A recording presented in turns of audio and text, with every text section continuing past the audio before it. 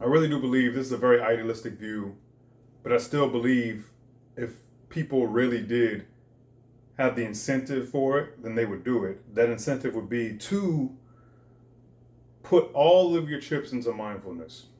I don't think being mindful, the exercise, the practice of being mindful, I don't believe that it will solve every problem all the time, but I do believe that it would solve the vast majority of issues that people have in their worlds with the people they love and care about.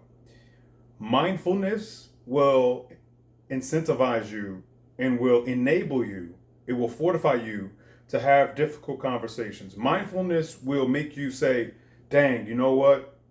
It's the end of the night. We're both so exhausted. We'll talk about this when we're rested.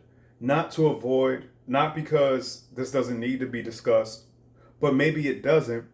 And the rested versions of ourselves need to be the ones interacting with each other.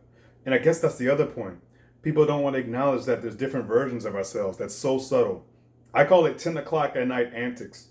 I've seen it all my life. I've experienced it.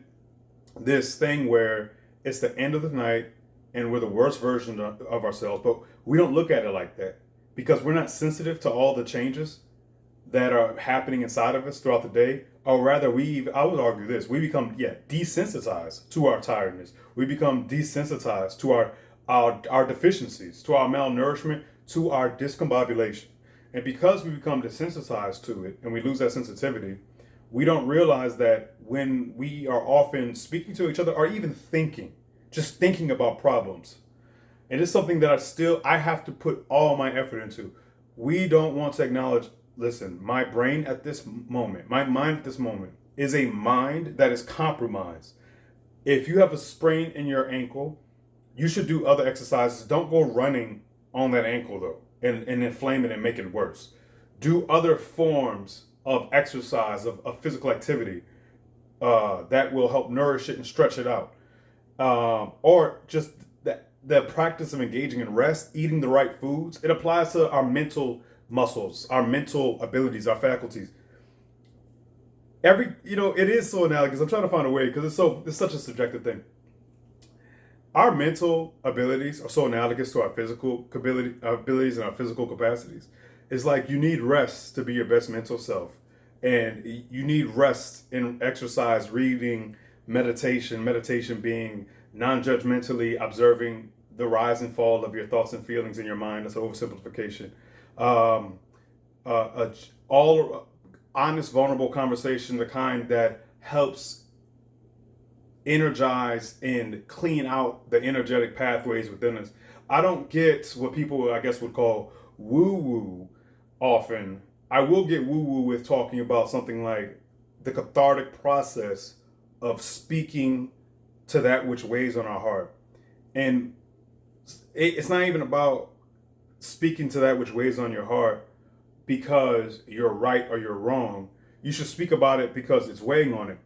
And the best way to go about that would be to have have a healthy indifference, a healthy neutrality to whether you're making sense or not making sense. Always aspire to make sense. But in the exercise of speaking your mind, having that openness and that willingness, or rather having the intention, the emphasis, be not so much on, I'm saying all this because I want to justify how I feel. Rather, I'm saying all this because I want understanding. I want comprehension. That's ultimately why we should care about speaking from the depths of our soul. It's because it's a healing restorative process. Mindfulness lends itself to all of these things that I'm talking about. Any tangent that I can make, if there's like some kind of fundamental foundation in the world of fighting, in the world of mixed martial arts, the best minds would say, as a foundation for mixed martial arts, even though it involves punching, kicking, grappling, everything, the best foundation you can have is wrestling. Wrestling is this weapon, is this tool. The conditioning of wrestling makes you stronger and better than so many other kinds of exercises. They say the vast majority of fights end up on the ground and whatnot in the cage or in real life. My point is, if there was ever a foundation for social everyday interaction with the people we care about, the people that we don't even care about, but rather just a method, a technique, an ability, an art form that would be the mental version of wrestling, I would definitely say that would be mindfulness, the art of mindfulness. When you're mindful, even if you're on a tailspin where you're like, I'm overthinking this, I'm making all these assumptions. Here's the beauty of it. At least you're aware that you're overthinking it. At the very least, you're aware that you're making a bunch of assumptions. Because when you exercise that awareness, that mindfulness, the likelihood that you will be able to act upon the remedy for it is so much more likely. It's so much more likely that as a result of you being mindful, even though the mindfulness that you're being mindful of, what you're being mindful of, is something that doesn't sit well with you, something that perhaps is embarrassing to you, something that makes you feel, makes you wonder if you should be ashamed or makes you feel stupid. That's all fine because, again, the process of being mindful, not judging it, and just knowing all this is going on inside of you, that's enough because there is typically a solution. And the solution is often when it comes to me versus John or Jane, and this is all going on in my mind, then the solution is I have to have a conversation. I have to ask a question. I have to point this out. That's the only way. You might be right, you might be wrong, you might be a little bit right, a little bit wrong, low ratio pie chart. The ultimate goal though is to speak the truth that's weighing on you and to have that conversation. And look, you might be wrong, you might be right. I can't stress how much that doesn't matter.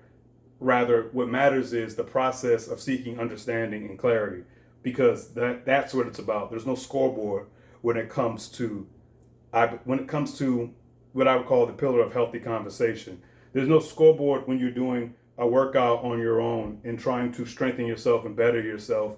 You can compare yourself all you want to other people, but there's no comparison police that are like, hey, you gotta compare yourself. You need to feel insecure about yourself. If you're not doing it like them, then you're not doing it. That's you telling yourself that. That's your own thoughts. That's your own mind working against you in that regard. And that, what I would say, the practice of mindfulness would help you see that you are engaging in a compare and contrast that is not healthy.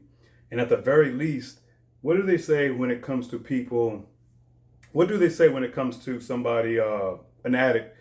The first step is acknowledgement. And I totally agree. If we're not acknowledging that there's a problem, then there can't be anything done about it. I mean, it's quite frankly, it's quite that simple.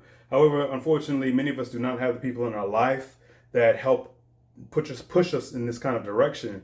And we don't challenge ourselves often enough because when you're around a bunch of normal, your mind is almost like, it's almost impossible to not be. Because like I was around a lot of abnormal. The closest people to me, I got lucky. My brother Eric was super not normal, and we kind of empowered each other. And then my boy Anthony was super not normal, and we empowered each other. I don't know how it would have been if I didn't have those two people in my life to help.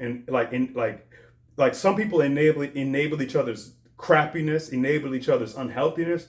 I don't know what it would have been like if I didn't have somebody enabling the healthiness, enabling the clarity, and enabling it. Like you want to do it and they want to do it and they reciprocate. You speak to it and they speak to it. So I know it's tough out there when you don't have somebody like that. But that's why I try to talk about these kinds of things in the hopes that at the very least gets the ball rolling for people. I digress. Just want to go on the rant. Blessings, everybody.